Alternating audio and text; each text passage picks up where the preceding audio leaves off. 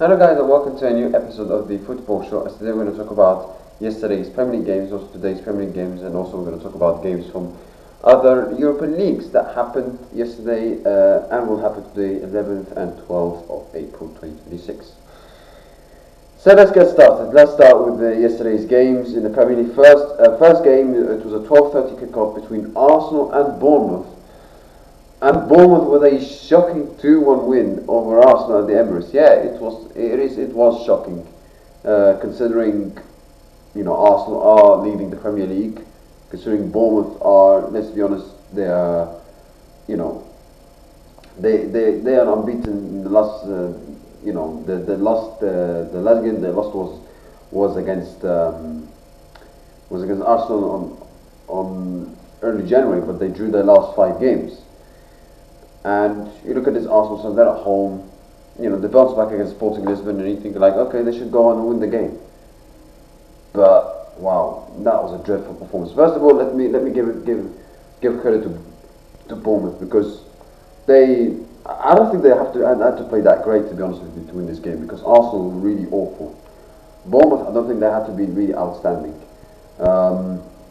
You have to give credit to Areola and to Bournemouth. Considering all the problems they had to deal with, players leaving the club, etc. And they have had difficult run of form, I think, from November to December to January, and still for Bournemouth to keep fighting, to keep pushing, and to keep still competing for European places. They're only 2 points behind Brentford, so great win for Bournemouth, and they deserve to win. Congratulations, and it was a terrific win for Areola's side, and the football they play as well is very good. They play very good football, so we have to give them a lot of credit, and they deserve to win. There's no doubt about it. For Arsenal, what an absolute embarrassment. What an absolute embarrassment. What even makes it more embarrassing is that before the game, where they were training in a training session, Arteta most likely put in a big screen in front of his players, and it contained AI videos from TikTok. And it was saying, oh, Gala, Fury, oh, Martinelli, oh, North London forever, this is Arsenal, we love Arsenal, And Arteta before the game, speaking, he was like hyping, giving a passionate speech to Arsenal fans, saying that, oh, bring your lunch, bring your dinner, bring your shin pads, bring your boots. We're going to count on you every second. We're counting you every second, every ball, every minute. Sorry, but stop this nonsense. I've never seen a club like Arsenal that is so over emotional. It's unbelievable. They're so over emotional. I understand they haven't won the Premier League for a long time and they're desperate to win it. But when Liverpool were competing for titles, when Liverpool tried to win that Premier League when they won their first title in 2020, their fans were not that emotional. The players were not that emotional. Yes, okay, there was a lot of passion, but not this kind of emotion as Arsenal fans have. It's unbelievable. Why don't the players, and obviously the fans, there's a lot of nerves in them. When Arsenal win, Arsenal fans, they are probably, you're going to see them being very unbearable in social media, which is fine. But when Arsenal lose, they go in a crazy meltdown on social media. Arsenal, fans don't have, sorry to disrespect them, but they don't have emotional control. And the manager and the players have to contain it. They have to calm it down. They have to have emotion control in this kind of situations. And from what I saw in this game, they didn't have emotion control. You could clearly see the players and Arteta were scared. They look scared. Why are you scared? Arsenal played this game as if they were, 1 point ahead of Man City. And they play if they made one mistake, they straight away, that's it, they lost the Premier League title. Your 9 points clear. I know City have a couple of games in hand, but your 9 points clear. Why are you scared? And you have a chance to go 12 points clear. Yeah, City might have a game in hand, but it's better to have points on the board than the games in hand. Why you are scared? You're 9 points clear. You're at home to Bournemouth. Why you are scared? Why? What makes you scared? What makes you scared? Yes, I understand you have the fear of failure, of not winning the Premier League again, and you finishing second again, and you finish second 3 times in a row, and you don't want to happen again for the 4th time. But like Liverpool also had this kind of situations in the past, where they didn't win the Premier League in 2019, but and they finished on 97 points. But then they forgot they managed to it didn't manage to affect them next year, and they went on to win the Premier League. Yeah, okay, they won the Champions League the year before, which kind of helped them, but still, like, why don't Arsenal do this? Why don't Arsenal make setbacks as a motivation? They treat setbacks as if it hurts them, it affects them. Like, why don't you treat setbacks as like motivation, as a fire in the belly, as Arteta was saying? Yeah, after they lost in the Carabao Cup final, they said, yeah, there's going to be fire in the belly. We're angry, it's a pain in the tummy. We're going to come back very strong in the last 12 months, the last 2 months. You're going to see a very determined team like you've never seen before for Arsenal. A lot of BS.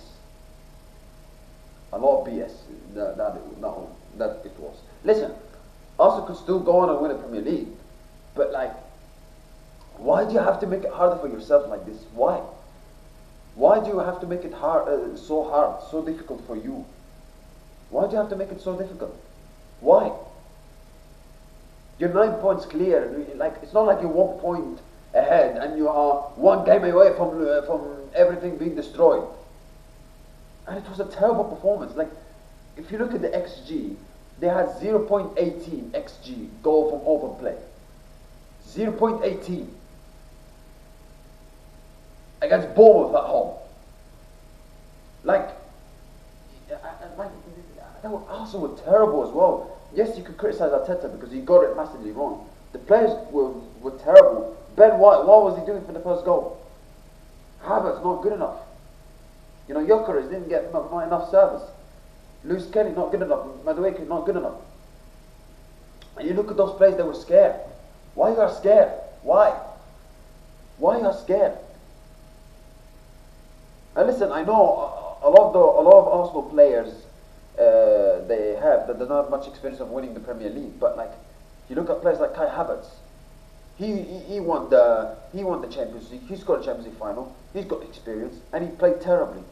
Zubimendi, he's won the Euros for Spain, and he did really well for Spain in that final. He was poor. Why? Why is that? Why is this? Like a very, very poor performance for a team that is trying to win the Premier League. Very poor performance. And whenever people say, "Oh, Arsenal fragile and mentally they look weak and psychologically they are destroyed," etc., I mean, they're not wrong. When you see this kind of performance, you can clearly see the pressure is mounting and affecting Arsenal. In the last 4 games, losing the Carabao Cup final, getting knocked out by Southampton. All right, a bit sporting, but it wasn't a great performance. And they lost to Bournemouth at home. You can clearly see the pressure is affecting them. And obviously, City have 2 games in hand. If Manchester City win today against Chelsea and beat Arsenal next week, I'm sorry, I have to back Manchester City.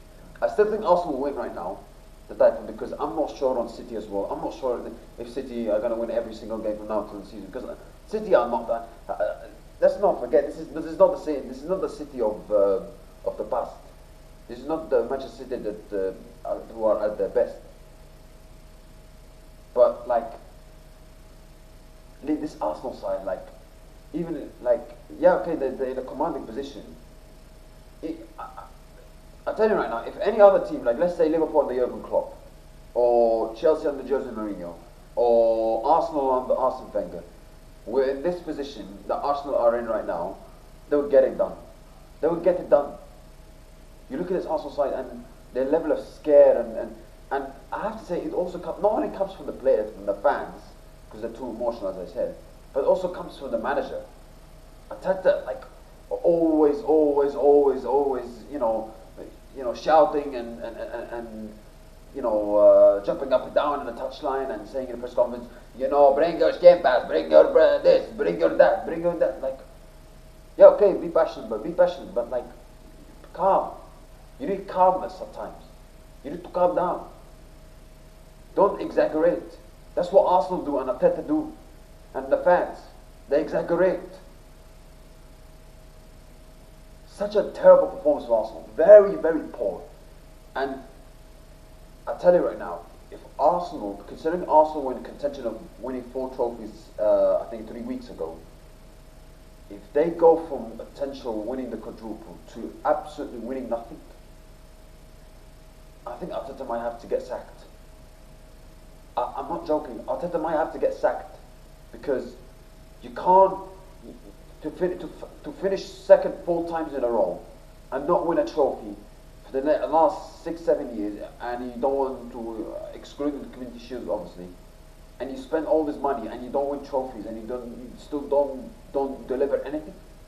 I'm sorry. And you were in this position, a great position. You were all the year been in great position over Manchester City. I'm sorry. Like, you have yourself to blame. Arteta might have to go as well. If Arsenal don't win the Premier League and the Champions League, Arteta might have to go.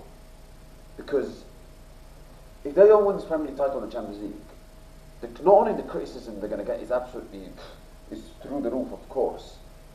How are Arsenal going to recover from this? How Arsenal are going to recover from this? How are they going to cope with it again? Finishing second again, failing again, not getting over the line again. It's embarrassing, absolutely embarrassing for them to lose 2-1 at home to Bournemouth. Listen, you can lose this kind of games at the start of the season or in Christmas or whatever. But to do this in the last 7-8 games of the season, when you cannot fail, you cannot drop points, I'm sorry, it's unacceptable. It's unacceptable. You cannot, Bournemouth at home is a great opportunity to win. And you effed it up.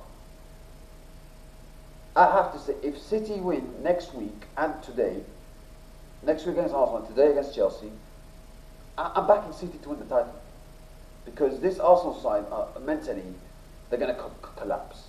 We've seen it before, and it's going to happen again if they lose to City, and City beat also Chelsea. And City are going to do what they always do, when in the middle of the season they step up and they go on to win the Premier League, and they get better and better. And City have been getting better after seeing the last 3 games against Arsenal Carabao Cup and also the big comfortably Liverpool FA Cup. But they've got also 2 crucial games, today against Chelsea and next week against Arsenal. So yeah, Brentford against Everton ended a 2-2 draw. Obviously a last minute equaliser from Dewsbury Hall. Both teams fighting for 7th place, but ended a 2-2 draw. Dewsbury Hall denying Brentford 3 points. Brighton beat Burnley 2-0 away from home. Liverpool with a 2-0 winner against Fulham. Very good performance from Liverpool in the first half. I thought Liverpool looked very, very good in the first half. Goals from Rio Naguma and Mohamed Salah. Rio Naguma, I wish Arne Slot would have played him a bit more this season, because that guy, whenever he's playing, he shows really good quality and he's a fantastic talent. A very good prospect for Liverpool in the future. But he has to obviously continue this level of trajectory, level of good development, and keep improving. And he'll be a great player for Liverpool. But because obviously he stepped up and whenever he's given a chance at times, where he obviously scored that last minute goal against Newcastle, and they did again against Fulham. So very good performance. And obviously I think he was in the Chelsea academy, if I'm not mistaken. So Chelsea must have kicked themselves by letting him go, but great performance from him, from Naguma, and he scored, but I thought in general his performance was fantastic. So yeah, and Liverpool had to bounce back obviously after a difficult run of results. They had to bounce back, and they won 2-0 against Fulham. First half was good, second half not that great, but the most important thing for Liverpool was to win this game and get a clean sheet, which they did. And they are now 4 points clear of Chelsea, and Chelsea obviously still have to play today against Man City. Now let's look at other games from other leagues.